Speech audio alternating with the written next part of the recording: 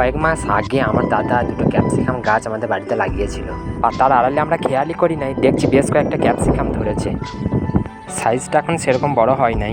বাড়িতেই প্রথম ক্যাপসিকাম গাছ হলো, বেশ ভালোই লাগছে দেখে। আর কয়েকটা বর্ষাকালে লঙ্কা গাছও লাগিয়েছিল দাদা।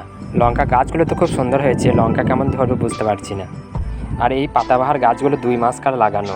মাঠ থেকে বাড়ি আসতে আসতে একটা কাকাদের বাড়ি থেকে নিয়ে এসেছিলাম। যে কটা গাছ লাগিয়েছিলাম সবগুলোই হয়েছে।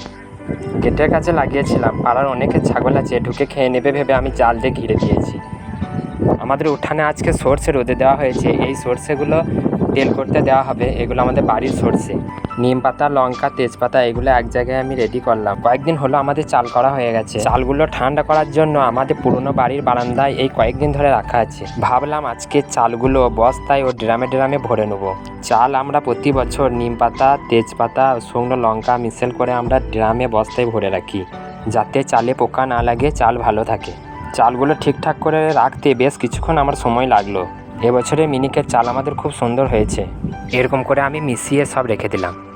আমাদের মতো এরকম করে চাল কারা রাখো কমেন্টে জানাবে। এতগুলো চাল আমার ঠিকঠাক করে রাখতে প্রায় 1টা বেজে গেল। একটু পরই বাড়ির পাশে গোয়াল ঘর যাচ্ছি, দেখছি রিক ভাই প্রচুর রোদ করেছে বলে ওদের বাছুরটাকে টানতে টানতে বাড়ি নিয়ে চলে আসছে। রোদে নাকি ওদের বাছুরটার কষ্ট হবে। মেঘ করেছে, তাই আমি গোয়াল বাড়ি গিয়ে আমাদের কাঠগুলো জড়ো করে দিয়ে চলে আসলাম।